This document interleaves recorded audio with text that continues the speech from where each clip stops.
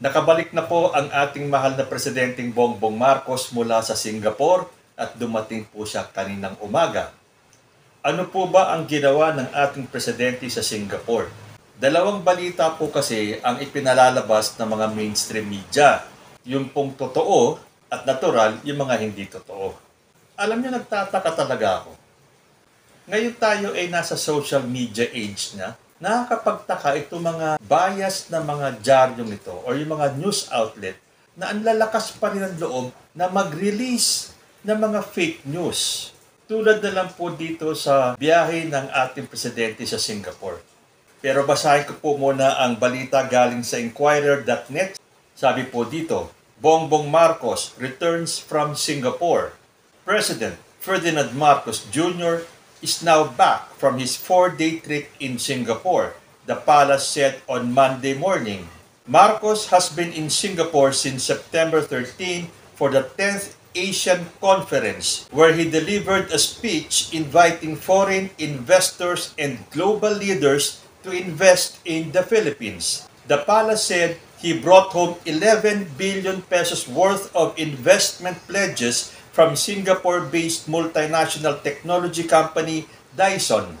Marcos spent his 66th birthday in Singapore on September 13 and watched the finals of Formula One Singapore Grand Prix 2023, reportedly upon the invitation of Singaporean Prime Minister Lee Hsien Loong.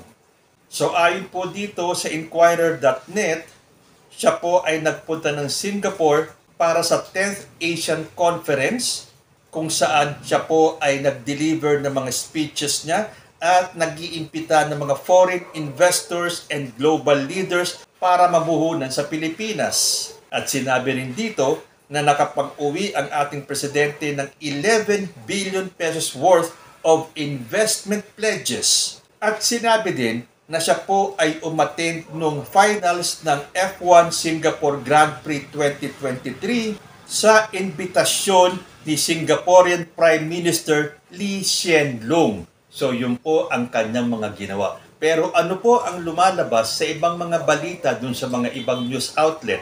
Ito po galing sa Philstar Global. President Marcos hit for attending F1 Grand Prix in Singapore. Groups criticized President Marcos for attending the F1 series in Singapore amid economic crisis in the country. The National Network of Agrarian Reform Advocates Youth, a peasant advocacy group, said that Marcos's attendance is a condemnation which came at a time when the Philippines is grappling with a severe economic crisis characterized by skyrocketing prices and oil price hikes. Marcos, who also holds the position of Department of Agriculture Secretary, spent the weekend in Singapore to attend the Grand Prix. In a statement on Sunday, NNRA Youth spokesperson Marina Cavan said that Marcos should be ashamed of himself for enjoying the high life while Filipinos grapple with soaring prices and oil price hikes. As the Philippines president, he is mandated to live a modest life, a concept that the Marcoses are evidently unfamiliar with, thanks to the ill-gotten wealth that they looted from the regime of dictator Marcos Sr., Cavan said. Nara Youth asserted that the president should dedicate all his time and effort to finding solutions to the economic crisis the country is facing. The fact that Marcos spends more time abroad than in his office at the Department of Agriculture speaks volumes about his sincerity in addressing the issues faced by farmers, Cavan said. Meanwhile, bagong alyansang Makabayan or Bayan President Renato Reyes also released a statement saying that the image of Marcos in a Ferrari garage during the F1 qualifying race in Singapore, while many Filipinos are mired in crisis, is indeed lamentable. The F1 drivers were prioritized over the Pinoy motorists who were battered by the 11-week oil price hike, Reyes said in Filipino. Reyes claimed that the 3-day Paddock Club tickets The most expensive VIP passes cost $11,000 per person or approximately 425,000 pesos per person. He also questioned if such tickets were purchased for the presidential entourage. In the proposed 2024 budget, Marcos Jr. requested 1.4 billion pesos in travel funds, Reyes said. So makikita nyo ang kaibahan ng balitang to sa Philstar kesa dun sa binasa ko kanina. Ito, ang sinasabi lang nila dito is that Marcos spent the weekend in Singapore to attend the Grand Prix. Parang yun lang ang ipinunta ni President Marcos sa Singapore, ang umattend sa Grand Prix. Nasaan na yung mga meetings? Nasaan na yung paghahanap ng mga investors, Philstar?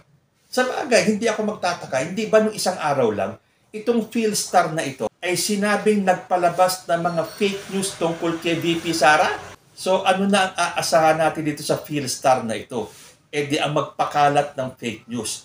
Hindi lang po ito ang ginawa ng ating presidente doon.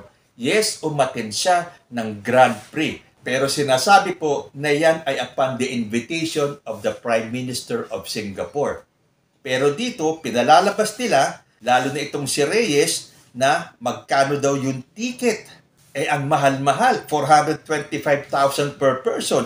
Gusto niyang isipin ng mga tao na galing yan sa budget ng Pilipinas. Sabi naman itong grupong Nara Youth na to, he should be ashamed of himself. Sa bagay, wala naman daw sa kamalayan ng presidente yung magkaroon ng modest life dahil salamat daw sa ill-gotten wealth that they looted from the regime of Dictator Marcos Sr. Hindi ba kayo nagbabasa ng balita? Yan pong ill-gotten wealth na yan ay ibinasura na po. Lumalabas na wala po talagang ill-gotten wealth. Yan po yung paulit-ulit na kasinungalingan na inilabas ng mga dilawan na sa panahon nito ay lumalabas ang katotohanan na wala pong ill-gotten wealth. Pero pinipilit pa rin itong mga anti-BBM or anti-government na mga grupong ito. Ano bang aasahan natin dito? Lalo na dito kay Renato Reyes na to. Kundi ang maghanap ng ibabato or ibabati ko sa gobyerno natin. Ano ba ang nagawa nitong si Renato Reyes para sa ikauunlad ng bayan? Wala po. So ito namang Philstar na to, kung magsasabi ka ng balita, pantayin mo naman. Yes, nagpunta po doon si President Bongbong Marcos para umattend ng Grand Prix upon the invitation of the Prime Minister at hindi lang po yun ang ginawa niya. Successful po ang naging biyahe ng ating presidente sa Singapore at nakapag-uwi po siya ng 11 billion pesos na investment pledges. Pero natural, may mga nag-comment na naman. Investment pledges ulit? Ay, nako talaga, ang hirap din i-educate ng mga taong sarado ang isip, ano? Hindi po yan basta nagpunta ang isang presidente at nakahanap ng mga investment pledges, ay pag-uwi niya, dala niya na yung pera para sa investment. Ano ba kayo? Mayroon pong proseso yan. Sino ba sa mga nakaraang presidente ang nag-uwi ng cash para sa mga investment? Sa tingin niyo, yung mga investor o yung mga gobyerno ng ibang bansa, pag nagsabing mag-i-invest sa Pilipinas, o President, pag uwi mo, dalhin mo tong perang ito, umpisahan nyo yung investment. Wala man lang bang proseso yan? Wala ba mga pagdadaanan yan? Basta ilalabas ang pera, tatanggapin ng Presidente? At isa pa, magsabi nga kayo ng Presidente na nakapag-uwi ng napakadaming investment pledges. Kahit na ba sabing pledges pa lang eh. Sino sa mga presidente, sa mga dating presidente, ang nakapag-uwi na ng ganito kadaming investment pledges?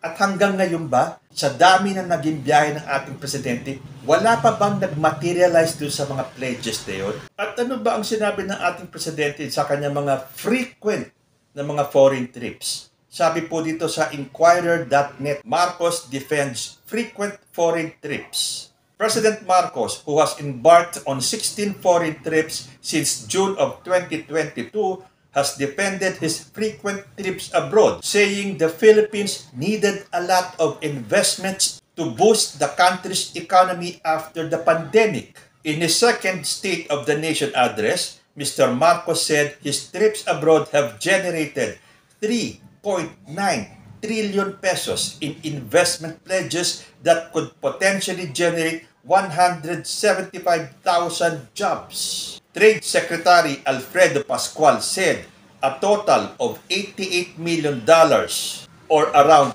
4.8 billion pesos in foreign investments had so far materialized from the many pledges made by governments and businessmen in those trips. So alam nyo, kung mag-research lang kayo sa social media, yung mga katanungan nyo ay meron pong sagot. So may mga nag-materialize na po doon sa mga investment pledges na ipinangako sa ating presidente sa kanyang mga biyahe.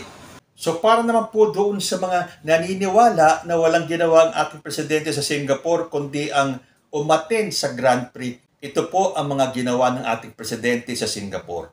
10th Asia Summit. PBBM presented profitable investment opportunities for MIF and promoted several investment prospects within the Philippines. Roundtable meeting with CEOs. PBBM urged Singaporean enterprises to consider the Philippines as their investment hub for renewable energy investments and illustrated the government's commitment to reducing electricity costs nationwide. Meeting with Dyson, PBBM secured an 11 billion pesos investment commitment from the Singapore-based multinational company, solidifying their intent to invest in the Philippines. Meeting with Valiram Group, PBBM engaged with the prominent Malaysian retail specialist who demonstrated a genuine interest in expanding their presence across the Philippines by establishing duty-free airport retail outlets, fostering tourism and economic growth. Meeting with GMR, PBBM successfully secured the commitment of India's GMR Group to invest in the Philippines, particularly in key infrastructure sectors like airports, roads, and energy projects. PBBM's surprise visit to OFWs at Lucky Plaza. OFWs in Singapore expressed their continued support for the Marcos administration as they are extremely satisfied with the current outcome and changes in the Philippines. And of course, yun niyang pag-attend sa Grand Prix. Bakit ito lang ang sinisingle out ng Philstar?